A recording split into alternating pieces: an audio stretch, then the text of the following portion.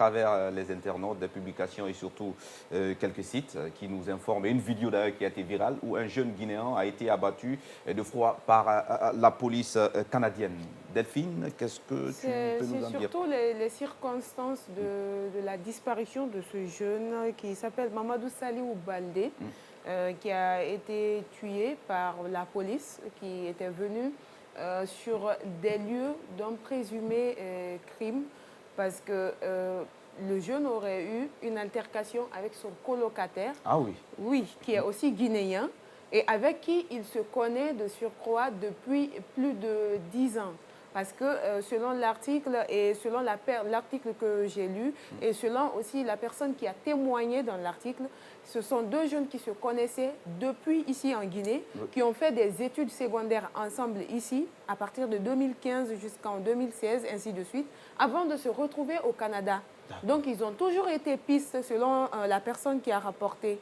Et donc c'est surprenant pour ceux qui les connaissent de voir que ça finit comme ça entre eux, alors qu'ils ont toujours été très amis et que la personne qui a été aussi abattue a toujours été quelqu'un de calme, en tout cas, rien à reprocher, en tout cas, côté... Généralement, c'est comme ça, les voilà, personnes les plus calmes, les qui plus ne timides, laissaient rien entrevoir, en tout cas. Qui cachent toujours quelque chose. Et donc, après une dispute qu'il y aurait eu entre lui et son colocataire, il a sorti un couteau et qu'il aurait poignardé son colocataire. Oula. Et c'est suite à cela que la police a été alertée et elle s'est rendue sur les lieux.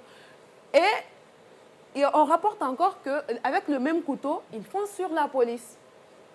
D'accord. Et que c'est dans ces circonstances-là... Là, on voit d'ailleurs sur l'image, voilà l'image qu'on montre maintenant, il est en train de marcher vers une direction et je crois que ça doit être vers la police. Là, il est torse nu. Il est interpellé par la police, tu vois. Déjà, la police l'interpelle. Il vient et là, il fonce. Il fonce sur la police. Oula. Et la police qu'il avait déjà... Parce que quand, dans des pays développés, d'abord, quand tu es interpellé, on sent la violence.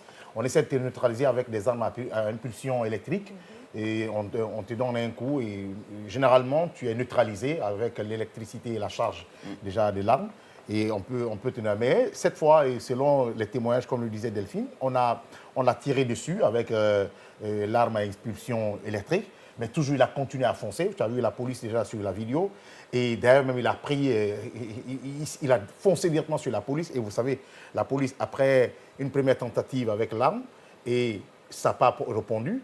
Et le monsieur venait toujours avec le couteau en main. Et la meilleure des choses, c'est de dégainer un pistolet. Après, ce que moi, j'aimerais dire, voilà, il s'agit bien d'un jeune d'une vingtaine. Justement, moi, je me pose la question. On ne peut même pas le suspecter s'il avait des explosifs quelque part. Parce que s'il y avait cela et que la police voyait quelqu'un foncer sur eux, on pouvait s'inquiéter. Eh bien oui, si on le laisse rentrer dans notre zone, là, ça peut être dangereux. Vous savez, mais là, il est torse nu, on voit le couteau sur la main. Je pense que la police est bien formée pour vraiment l'arrêter avant d'utiliser l'arme. Vous savez, il y a la gâchette facile, non? Non. Vous pensez que c'est la gâchette facile, mais la vidéo, quand même, c'est qui est en train d'être expliqué. Vous savez, dans l'armée, la première des choses, on te dit halte, ne bouge plus, et tu ne bouges plus. Les mains en l'air, tu mets les mains en l'air, on te dit les mains en évidence. On t'indique même comment tu dois mettre les mains.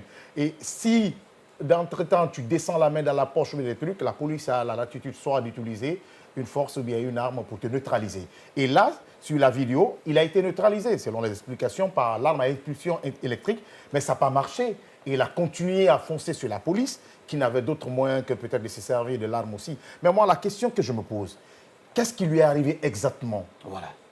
Et pourquoi les deux personnes qui se connaissent depuis la Guinée, qui se sont retrouvées en aventure, dans le cadre des études, et arrivent... Parce qu'il faut être fou pour qu'à l'extérieur, pour foncer sur une police, sur la police... qui n'est pas ton pays. Justement, qui n'est pas ton pays. Et sachant déjà les antécédents, les crimes qui ont été enregistrés. J'ai envie de poser cette question. Quelle est cette moustique qui l'a piqué? Je ne sais pas qu'est-ce qui lui est arrivé à la tête pour foncer. Qu'est-ce qu'il a pris? Parce que ce sont des questions, entre autres, qu'il faut se poser. Dans la maison, tu t'es battu avec ton ami et tu lui as poignardé. On interpelle la police qui vient pour t'arrêter. On essaie de te neutraliser et tu fonces encore sur la police.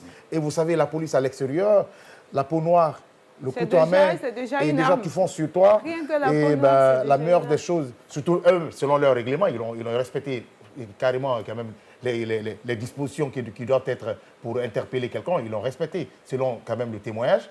Et toi, tu viens avec un couteau en main pour foncer sur cette police. Je me demande exactement qu'est-ce qu'il a fumé, qu'est-ce qu'il a pris, psychologiquement, c'était quoi, quel est le problème qu'il avait.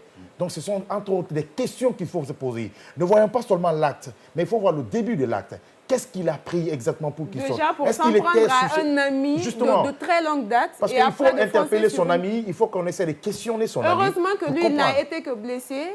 Peut-être son ami pourra nous dire quel était son état. Il n'est pas mort, donc après... Justement, peut-être son ami qui a été poignardé blessé pourra nous dire quel a été son état, il était dans quel état d'esprit pour que ça l'arrive. Paix à son âme, mais j'aurais préféré qu'on essaie de pousser. Voilà, parce que là, comme tu l'as dit, paix à son âme, et on attend justement, parce qu'il y a eu déjà des enquêtes qui ont été...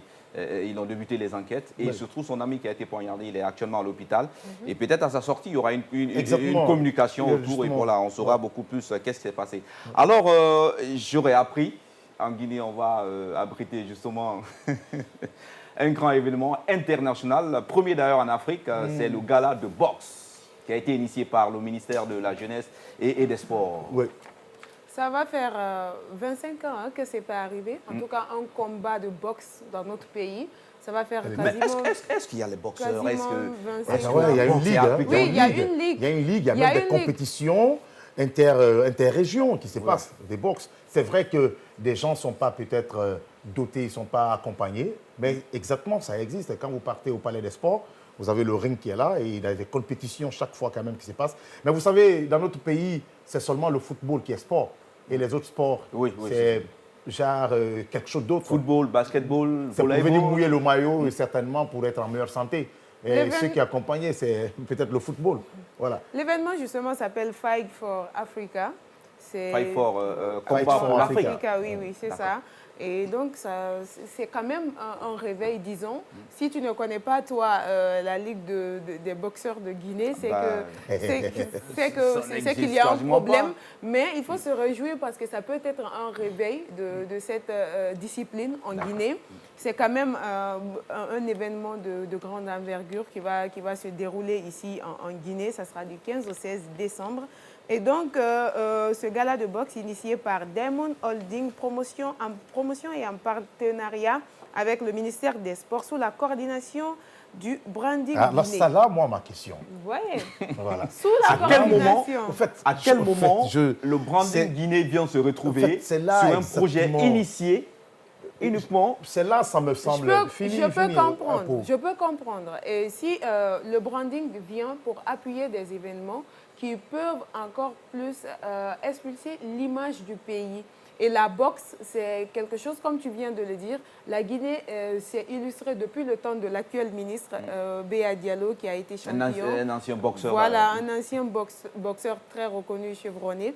Et donc, c'est une manière encore de lui-même se servir de ce moment qu'il est en train de passer à la tête du ministère pour donner un coup propulser. de pouce Et le branding vient en appui aussi pour bénéficier de... Comment ça toujours? Je sens que Kourouma veut taper fort sur le branding, mais on n'a pas le temps. On n'a pas le temps, on a un sujet sur cette table. Je peux m'exprimer sur le gala au moins, je peux m'exprimer dessus. Il faut dire que le fils du ministre... On est déjà pris par le temps. Ce que j'aime dedans, et du fait que c'est une autre ouverture quand même pour la Guinée, puisqu'il y a des grands acteurs, Mike Tyson qui est invité, Jean-Claude Van Damme, il y a Djibril Cissé qui est invité. Je pense bien que ça peut propulser la rencontre des célébrités. Des célébrités. Tout ça, c'est beau. Mais je voudrais qu'on essaye quand même de subventionner la Ligue nationale de boxe. Ce projet, c'était le projet certainement du ministre, puisqu'il est ministre, il ne peut plus porter le projet. Il donne le projet à son garçon. Son garçon vient avec des gens pour faire ce projet. Tout ça, c'est beau. Le branding Guinée, c'est vendre l'image de la Guinée. Tout, c'est beau. Mais en attendant, après, quelle retombée pour le boxe? Vous allez faire venir quelque chose pendant que la Ligue nationale qui est là n'a rien. Et vous allez mettre des milliards dedans. Pendant ce temps, les gens sont en train de se tracasser pour avoir participé à des combats à l'extérieur. Ils n'ont rien. Et puis, vous voulez nous faire brandir, parce que Jean-Claude Van Damme et Mike Tyson doivent venir en Guinée. Vous allez débloquer leurs billets d'avion et tout, de l'argent, leur cachet. Pendant ce temps, il y a la Ligue nationale de boxe qui est là. Il y a le championnat de boxe qui est là, qui n'a rien. Ils n'ont absolument rien. Je voudrais que ça soit une ouverture pour eux, pour qu'on puisse faire face. Puisque aujourd'hui, nous avons le fils du ministre qui est boxeur, au moins qu'il puisse inciter, ou bien qu'il puisse propulser le boxe guinéen de l'avant, qu'il puisse dire à son père de financer au moins cette fédération de boxe guinéen. Je suis entièrement d'accord qu'il faut faire une ouverture avec ça, c'est une très belle idée, mais je voudrais ceux qui sont à la maison. On ne peut pas faire des sacrifices pendant que vos enfants ont faim à la maison.